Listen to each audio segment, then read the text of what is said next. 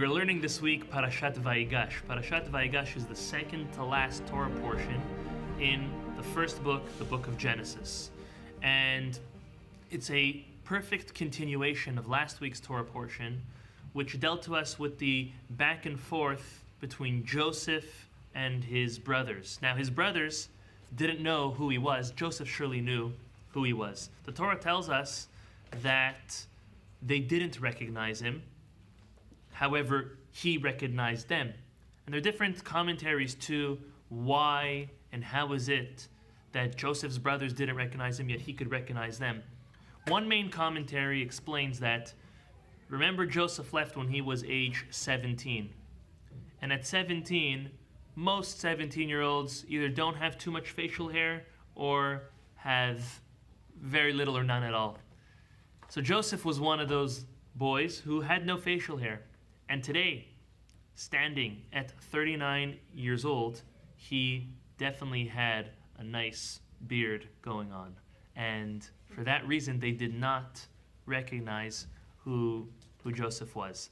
Another explanation, which doesn't necessarily conflict with that one, is that they never imagined in their wildest dreams that the most powerful man in the world is their younger brother, because that would be a fulfillment of their nightmares. I don't want to call them dreams, but for them, a fulfillment of their nightmares. So Joseph's brothers never had the concept in their lexicon that their brother, their little baby brother, was this man.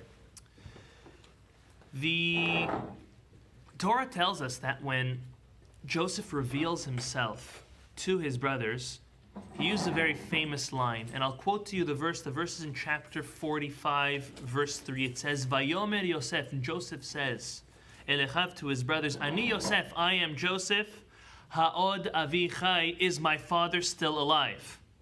We'll get to that. Velo yachelu echav la'anot oto, his brothers could not answer him. Ki nivhalu mipanav, they were disconcerted, they were caught aback. They were embarrassed. They were ashamed. How could this be our brother? There's a very famous midrash which is quoted by a lot of our commentaries. The Zera Shimshon himself quotes it as well. This midrash is in Midrash Rabbah, and it says as follows: Oy lanu miyom adin, oy lanu miyom atochecha. Woe to us will be our day of final judgment, and woe to us from our day of rebuke. And the Midrash continues and says, we can learn a kal vachomer. A kal vachomer is one of the 13 methods of learning and extrapolating Torah concepts that our sages and God gave to us through the Torah. Kal means something light, and chomer means something heavier. Meaning, if I can pick up a tissue, well, of course I could pick up the whole tissue box. That would be a very basic kal vachomer.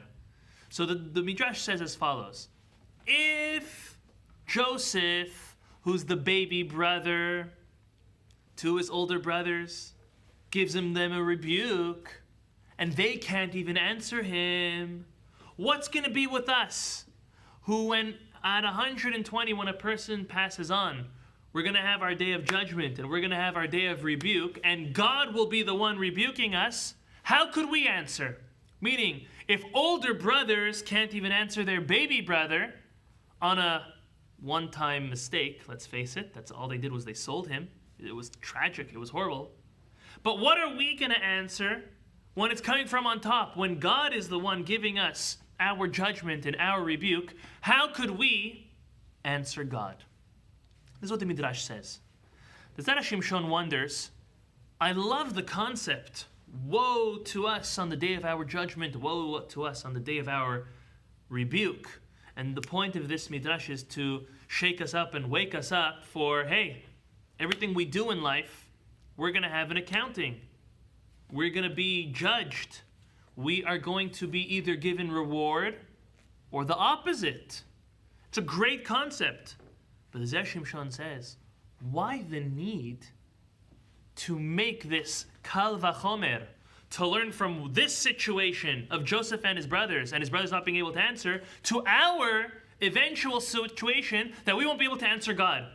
What is the point of drawing that connection? We could have learned how stringent and severe our judgment and rebuke will be without connecting it to Joseph and his brothers. This is the Zera Shimshon's question.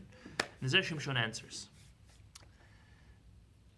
And it's really answering, how is it that Joseph's brothers couldn't answer? Think of it in our own lives. Whenever somebody tells us something that we've done wrong, they criticize, they rebuke, they even tell us off. More often than not, we act immature and we try to rationalize. We try to give an excuse. And the brothers this time around had no excuse to give. Really? Why not? All they did was throw their brother in a pit and sell him off as a slave. It's not the worst they could have done. I mean, they could have killed him. They could have done horrible things to him. They could have caused him physical suffering with their own hands, if we could imagine. They could have just said, you were driving us crazy. Your nightmares were coming true. Whatever it was. But they couldn't answer? I mean, think of it. How many times does your spouse tell you things and she or he puts you against the wall, and boy, do you come up with a great answer. Couldn't Joseph's brothers come up with something? So they really couldn't. You know why? The Zera Shimshon says, this encounter at the beginning of this week's Torah portion is not the first time they meet. Think of it. In last week's Torah portion, when they came in and they passed border control, they were all summoned to Joseph, not knowing who he was. Joseph sold them food, put the money back in their bags, took Shimon, sent them home, told them to bring their brother back, interrogated them. They came back, sold them food again, sent them off. He put his goblet, he planted his goblet in Benjamin's sack. They came back. He saw him multiple times. The brothers saw Joseph as this viceroy, not identifying him multiple times until Joseph revealed who he was and he said who he was. They were so embarrassed. They couldn't take the shame. What does that have to do with anything? Listen to the connection. The same way Joseph was not able to be identified by his brothers, so too in our lives. After 120, the Zera Shimshon explains, when we will be judged, our sins, our transgressions, our shortcomings will not be identifiable to us. We won't even know. We'll go through life not even realizing the shortcomings we have committed, our very own failures, because we look over them. We don't even pay attention. Joseph was seen by his brothers numerous times, but until Joseph articulated, I am Joseph, is our father still alive? They get shocked. He comes back and he says, I am Joseph, your brother, the one who you sold, and I forgive you. They had nothing to say. They were caught aback. They were stunned. They were shocked. The reason why the Zera Shimshon says, the Midrash draws the connection between the lighter weight situation of Joseph's brothers not being able to answer their baby brother to us being rebuked by God is to show us we won't have an answer. Unfortunately, God will come and he will show us different things that we have done wrong, and we won't even recognize them as things which they are wrong. We won't even look at them as a transgression, as a sin, as a mistake, because we've accustomed ourselves to it. It's out of our mind. Do we watch the way we speak? Do we guard our eyes? Do we guard what we eat? Do we guard our hands on Shabbat to make sure we don't do something even inadvertently? Do we care about the things that we do, maybe not knowing if they are the right or wrong decision, based on what God told us, the way he commanded and he put it out, he laid it out in this perfect book, the book of Torah, the Chumash. And that's the connection Zera Shimshon says. The same way Joseph's brothers didn't recognize him, and when they were told who he was, they were at shock, they were spellbound, so too we will be spellbound in the world to come, at our time of judgment, because we won't have an answer. So I look at this, and I say, this is a very scary concept. It's something which can set an individual into even a depression. Like, there's no hope. But then I remind myself of what our sages in Pirkei Avot, the teachings of our fathers. In the Pirkei Avot, there's a couple lines of Ezu Chacham. Who is a wise person? Who's a happy person? Who's a strong person? So for who's a wise person, there's a couple examples given. One is given, Ezu Chacham halomed mikol ha'adam. Who's a wise person? They learn from other people. Why do I need to make the mistake? Let me learn from your mistakes. Why do I need to test if something's good or bad? Let me see how you did it. You succeeded, so let me succeed. That's one school of thought. Sometimes it works, sometimes the only way to learn that fire burns is to burn your own hand.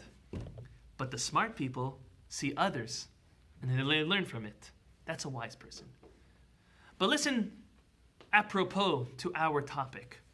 Ezu chacham haro'eh et hanolad. Who is a wise person? Someone who sees what's going to be born.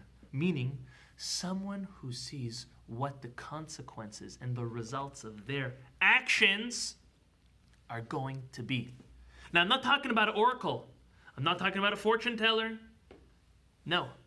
It's just very simple. We know 1 + 1 = 2. I know that if I smile at you, you'll smile back at me. I know if I grin at you and I give you a nasty face, well, that's what will come back my way. I know, based on tonight's lecture and this midrash, that at 120, when we pass away, we will be judged. We will be spellbound. So why wait?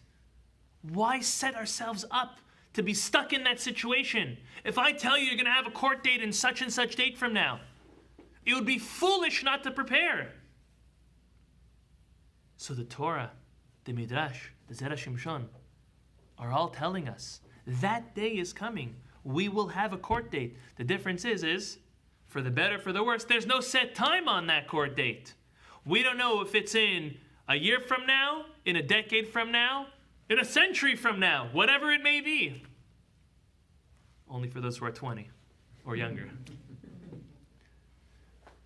But since we know that day is coming, and the tricky part is we don't know when it is, why don't we stop and say, hey, what am I going to answer for why I don't pray with the minyan, why I don't put on tefillin, why I don't light Shabbat candles, why I don't choose the kosher option over the non-kosher option? Why don't I choose to say something nice instead of something not nice? Why don't I choose to act proper in business opposed to stealing? Why don't I treat my children or my spouse the way they deserve to be treated? Because all those questions are going to be are going to be asked to us, and we're not going to have an answer. So let's be smart. Ezu chacham, who's a wise person? Haro'eh hanolad, someone who's going to see what's coming their way. We know those questions are going to be asked. The problem is we're not going to have an answer because we never thought about it. So I challenge each and every one of us. Stop, pause, come up with answers for our shortcomings. You want to know the truth? We're not going to find too many answers. But just by asking the question and trying to seek an answer, that's going to promote within us to try to make the right decisions. Try to choose the right choice. That's the point of this midrash. That's the point of the Zera Shimshon over here. The Zera Shimshon says Yosef's brothers had nothing to answer because they were caught shocked because they never saw this coming. They did not have any answer. So too, when a person passes away, so let's learn from that and try to come up with answers. And again, most of the time we won't come up with an answer, so all that's going to do is that's going to push us forward to to try to put our best foot forward in order to do the right thing and make those right decisions.